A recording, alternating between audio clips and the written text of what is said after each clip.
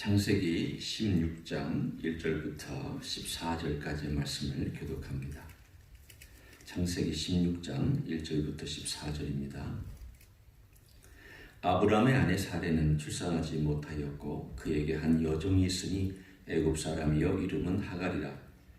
사레가 아브라함에게 이르되 여호와께서 내 출산을 허락하지 아니하셨으니 원하건대 내 여종에게 들어가라. 내가 혹 그로 말미암아 자녀를 얻을까 하노라 하며 아브라함이 사라의 말을 들으니라.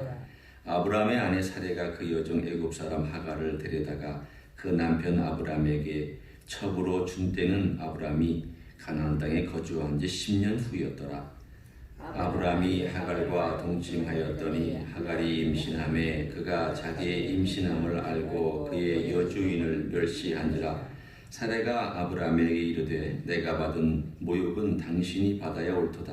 내가 나의 여종을 당신의 품에 두었거늘 그가 자기의 임신함을 알고 나를 멸시하니 당신과 나 사이에 여호와께서 판단하시기를 원하노라.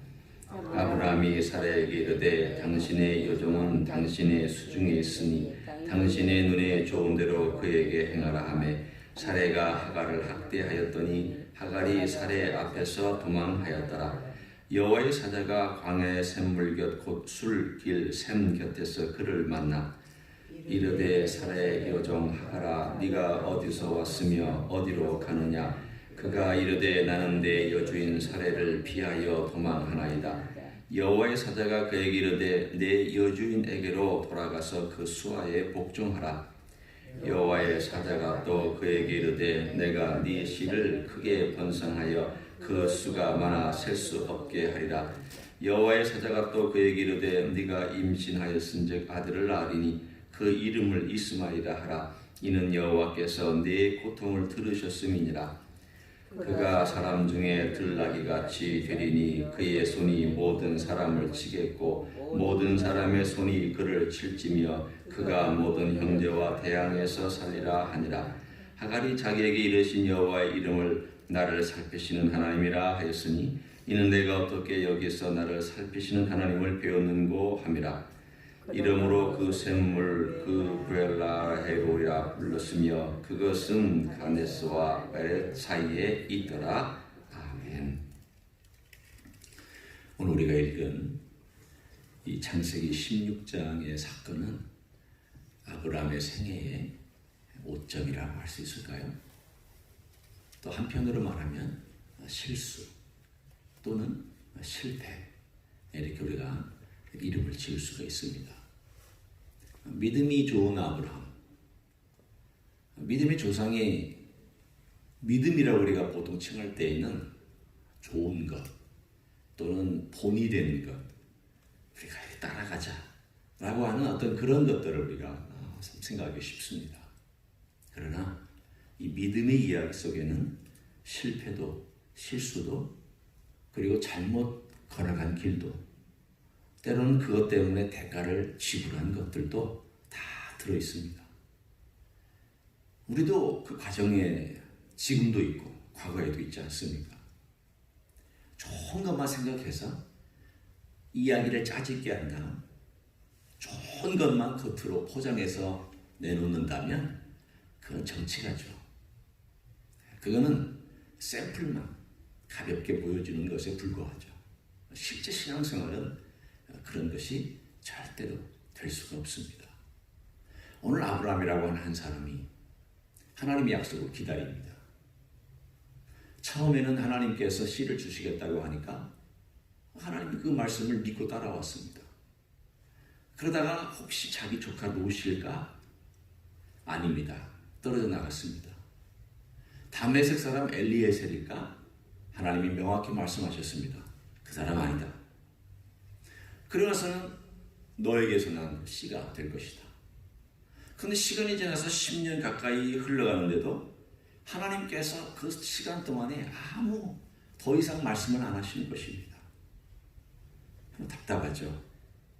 시간이 흘러가면 지금 한 1년, 2년, 한 3년 흘러가고 나면 하나님께서 뭐라고 나에게 말씀을 해주셔야 그래 내가 조금만 더 기다리면 되겠구나 이럴 텐데 기약이 없습니다. 여러분 어떻게 기다리시겠습니까? 여러분 같아도 마음이 좋아심이 나지 않겠습니까? 저는 이 아브라함의 취한 행동이나 사례가 취한 행동이 충분히 인간적으로 이해가 됩니다. 10년의 기간 동안에 하나님이 그 전에 10년 전에 나타나셔서 말씀하시고 그 사건들 속에서 역사하셨다. 그런데 조금 줄여서 한 8, 9년 동안 하나님께서 아무 말씀도 아니하고 아브라함을 지켜보고 계셨다. 침묵하시는 하나님. 예배는 계속 드리지만 나타나시지도 않고 말씀도 안 하시는 그 하나님을 경험하고 있다면 이게 어떻게 해야 될까? 이 약속은 분명히 하나님 말씀하셨는데 하나님이 이렇게 하라고 하는 걸까? 저렇게 하라고 하는 걸까? 그 생각하는 것까지는 오케이. 충분히 할 수 있습니다. 근데 문제는 오늘 본문에 나와 있는 이 아브라함과 사라의 방법이 그 시대에 통용되는 방법이고 그 시대에 할 수도 있는 방법입니다. 조선시대에도 이런 일이 있었으니까 지금부터 4,000년 전에는 더더군다나 이런 일이 당연히 관습 속에 있습니다. 하지만 관습이 통용되어지고 그 시대의 사람들이 그렇게 한다고 해서 우리가 그렇게 따라가야 된다. 그것도 아닙니다. 오늘 이 이야기를 가만히 우리가 훑어보면 침묵하시는 하나님 아버지 앞에 아브라함이 좀 더 물어봤더라면, 하나님께 그가 기도했더라면, 그가 하나님과의 친구라고 하는 사이이기 때문에 그 친구라고 했을 때의 말에는 하나님께 묻고 하나님께 듣고 하나님으로부터 인도함을 받는 그런 관계가 형성되어 있다는 것을 말할 수가 있습니다. 그렇다면 그가 하나님께 좀 더 물어봤더라면 됐지 않았을까? 저의 이 이야기 사이사이에 집어넣은 저의 생각입니다. 그런데 그가 급한 나머지 빨리 일들이 처리될라 생각한 나머지 그리고 내 나이가 사라의 나이가 늦어지기 전에 일이 진행이 되어야 된다라고 하는 서두른 나머지 오늘 본문에 있는 이야기를 보면 10년이라는 시간이 흐른 다음 사라가 제안한 대로 아무런 생각에는 의심 없이 아브라함도 따라가고 사라도 그렇게 일을 진행했던 것을 알 수 있습니다. 믿음의 실패죠. 오늘 이 믿음의 실패 가운데 하나님께서는 왜 이걸 놔두셨을까요? 이걸 한번 생각해 보십시오. 여러분이 이제까지 쭉 걸어오시는 과정 가운데 하나님께서 그때그때마다 나쁜 일이 일어나면 막아주고 또 여러분이 어떤 선택을 할 때마다 하나님이 알아서 이게 좋은 길이니까 이리 가라고 알려주시고 만약에 하나님께서 그렇게 하셨다면 여러분은 지금쯤 어떤 위치에 있을 것 같습니까? 좋은 위치에 있었을까요? 아닙니다. 정반대입니다. 우리가 아이들을 길러보면 알잖아요. 아이들이 뭘 선택하려고 할 때 엄마가 선택해줘 버립니다. 이게 좋은 거야. 이게 안전한 거야. 어렸을 때부터 결혼하고 심지어는 자기가 손주가 생기는 바로 그때에도 할머니가 할아버지가 이게 좋은 거야. 이게 좋은 거야. 라고 선택해줘. 위험한 것은 아예 진을 쳐버리고 가지 못하게 하고 안전한 곳에만 있게 하고 그리고 자기가 볼 때 지혜로운 선택만 할머니가 할아버지가 혹은 아버지가 어머니가 막 했다면 그 아이는 어떻게 됐을까요? 그 아이는 아무런 결정을 하지 못하는 무능력자가 되었을 것입니다. 왜 하나님께서 침묵을 지키고 계셨을까요? 때때로 하나님은 아브라함을 이런 상황에서 나를 기다리고 있는지를 보시고 싶으셨을 것입니다. 아브라함이 과연 나를 기다리느냐?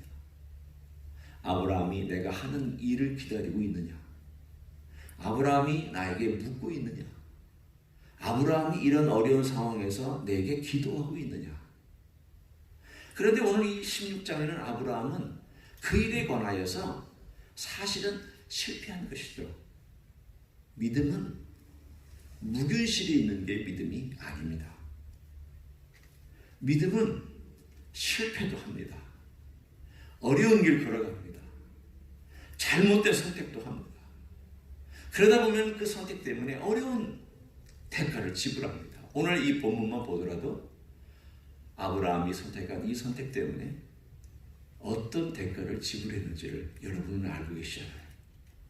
이 이스마엘이라고 하는 아들이 태어났고 가정에 그 당대에는 가정에 사레와 하갈과 갈등이 있고, 또 사레는 하갈을 핍박하게 되고, 하갈은 도망하고, 도망하다가 또 하나님의 도움으로 다시 들어갔지만 어려운 길을 걸어가고, 그리고 나중에 되면은 이 이스마엘이 성장했을 때 또 뒤에 이야기가 나오는 바대로 쫓아내야 되고, 그래서 이 쫓아낸 다음에 이들이 죽을 고비를 넘기다가 겨우겨우 천사의 도움을 받아서 살아가야 되는 이런 모든 일련의 과정이 그 당대에 일어났던 이야기입니다. 그럼 그 당대의 그 이야기와 갈등이 끝나는가요? 아닙니다. 지금도 유대교와 기독교를 제일 미워하고 핍박하는 종교가 이슬람교고, 이슬람교는 이스마엘 자손이 만들어낸 종교입니다. 지금까지도 이런 고통의 일들이 있다면 왜 하나님께서는 이렇게 놔두셨을까? 왜 하나님은 이런 실수를 놔두셨을까? 오늘 우리는 그 이야기를 다 알지 못합니다. 이 정도로 기독교인을 핍박하고, 이 정도로 기독교인을 죽이고, 이 정도로 기독교인에 대하여 악을 행하고 있는 그 사람들에 대하여서 하나님께서 그 출발을 아예 막으셨으면 되는데, 여러분 그렇지 않아요? 그때 그 출발을 하나님께서 막아주셨으면 이런 일이 없는데 왜 하나님은 이런 일을 놔두셨을까? 질문을 한번 해볼 수 있지 않을까요? 우리는 하나님의 섭리와 하나님의 하시는 일을 다 알지 못합니다. 그러나 오늘 저는 이 이야기 진행사항을 통해서 몇 가지만 함께 나누려고 합니다. 두 번째 이야기를 보면, 임신한 다음에 하도 핍박을 하니까 도망갑니다. 그랬더니 오늘 7절에 한 존재가 나타납니다. 그 존재의 이름은 여호와의 사자입니다. 여기서 여호와의 사자라고 보통 나와 있는 이 특별한 표현은 헬라어나 또는 히브리어나 이런 어떤 표현 중에 The Angel of the Lord라고 하는 이 표현은 또 특별한 어떤 한 분에 대한 것을 가리킬 때에 쓰는 표현이라고 늘 얘기를 합니다. 이게 누굴까?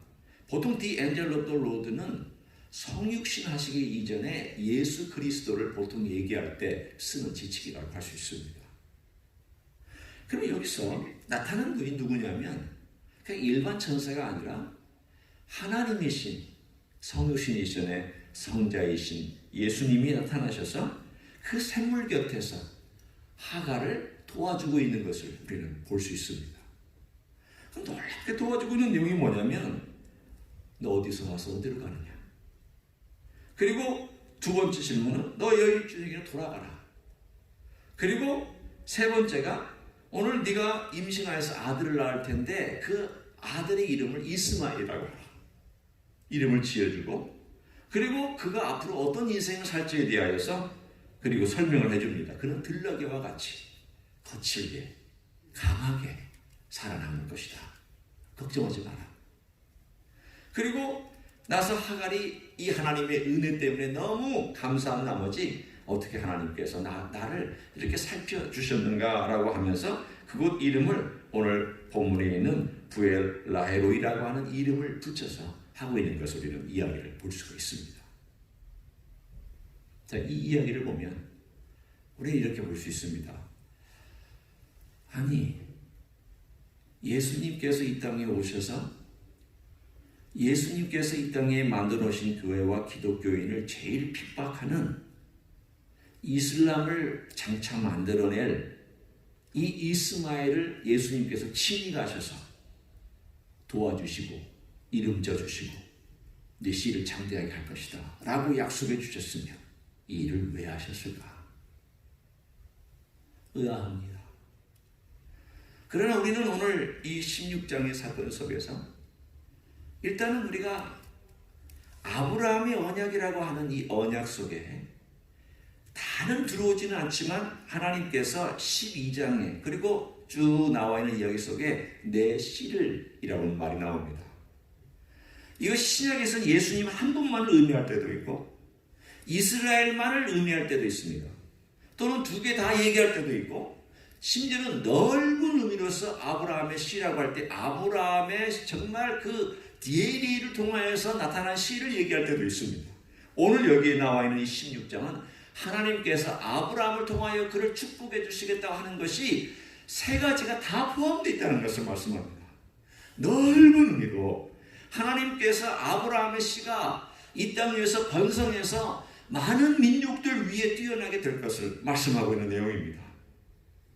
그게 유대인이든 그게 아랍인이든 하나님께서 그렇게 역사하시겠다고 약속해 주신 약속을 그대로 이루어주고 있습니다.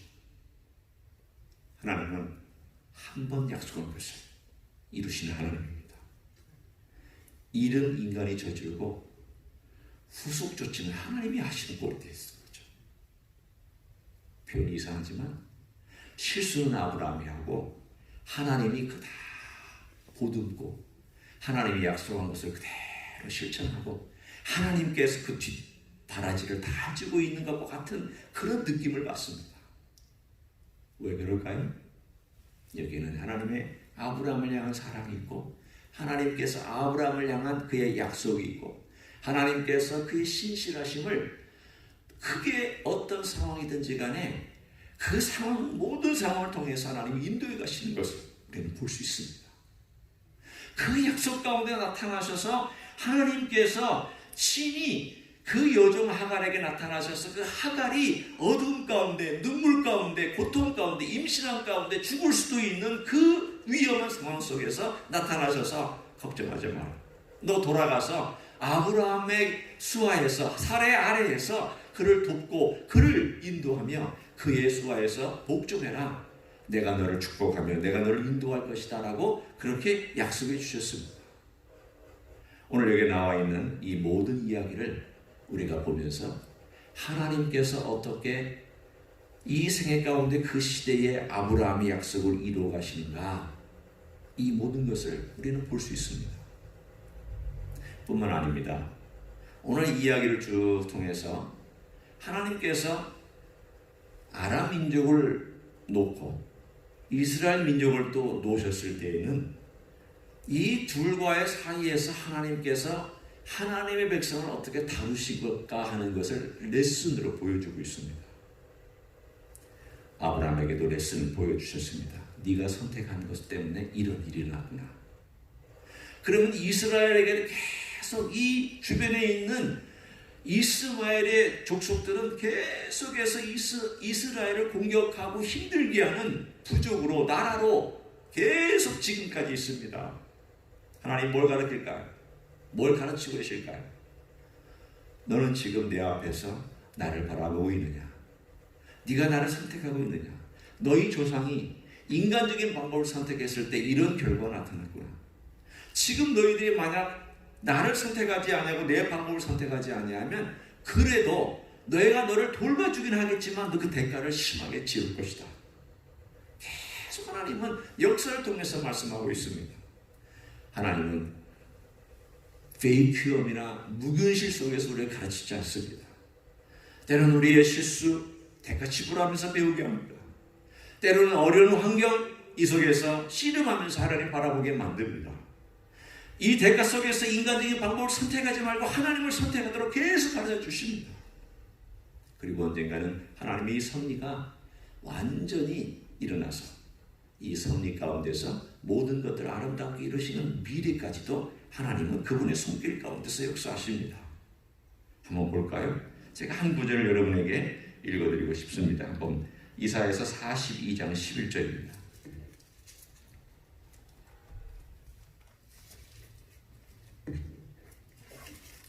이사야서 42장 11절은 장차 하나님께서 미래에 어떤 일들을 펼치실 건가에 대한 얘기 가운데 그 얘기의 한 대상이 등장을 합니다.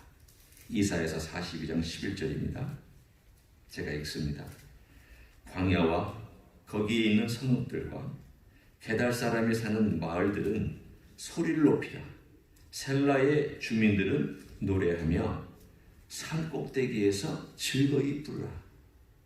여기 나와 있는 게달 사람, 광야에 있는 성읍들이 누구를 가리키고 있는 것일까요? 바로 이스마엘 족속을 대표적으로 가리키고 있는 내용입니다. 뭘 얘기하고 있는 걸까요? 언젠가 이들이 하나님께로 돌아올 것을, 즐거이 노래하는 그 미래가 다가올 것을 말씀합니다.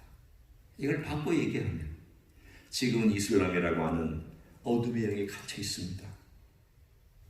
우리는 이슬람이라고 하는 그 어둠의 영이 기독교를 핍박하고 대적하고 있는 것도 봅니다.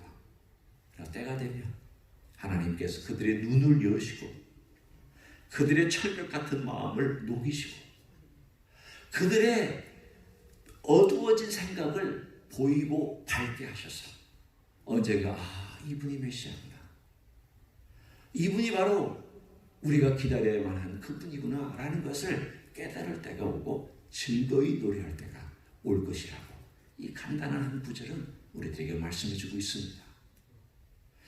우리는 하나님이 하시는 일은 다 모릅니다. 오늘의 16장의 사건을 가만히 보면 인간의 실패입니다. 그런 하나님이 인간의 실패도 들어서 쓰십니다.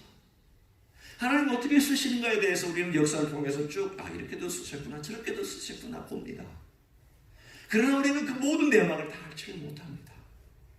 우리가 할 수 있는 한 가지는 성육신 하시기 이전에 이미 인간의 역사 가운데 나타나셔서 인간의 실수와 인간의 잘못된 것들 중에서도 역사하시는 그 하나님께서 친히 이 땅에 오셔서 우리의 이 잘못을 수정하시고 돌이키기 위해서 십자가를 지시고 이 길을 걸어가셨다는 거 하나만큼은 분명히 우리가 압니다. 다른 건 잘 모릅니다. 다른 건 어렵습니다. 그러나 한 가지 분명한 것은 우리가 저지른 실패, 우리가 저지른 실수, 우리가 엎질러놓은 물, 우리가 깨트린 이 모든 것들에 대하여 하나님께서 친히 이 땅에 오셔서 수습하시고 이 모든 것들을 다 뒷바라지 해주시고 이 모든 것들을 다 회복시키시고 예수님께서 친히 이 땅에 오셔서 하갈 정도를 도와주시는 그 정도에서 머물지 아니하고 자기 자신이 친히 피 흘려서 십자가를 지시고 그리고 무덤에 들어가셨다가 부활하시고 우리를 돌보시는 그 돌보심으로 우리를 돌보고 계시는 하나님이신 줄로 믿습니다. 그 하나님 아래 우리가 오늘도 걸어갑니다. 그 주님 아래 우리가 머뭅니다. 주님은 살피시는 분입니다. 보고 계십니다. 아브라함도 보고 있고 사례도 보고 있고 하갈도 보고 계신 하나님이십니다. 보고 있다면 우리는 기도할 수 있고 구할 수 있고 동행할 수 있고 그분의 인도함을 기다릴 수 있고 그러면서 우리 주님과 함께 동행하는 삶을 살아갈 수 있는 줄로 믿습니다. 그런 삶을 살아가시기를 예수님의 이름으로 간절히 축원합니다. 기도하시겠습니다.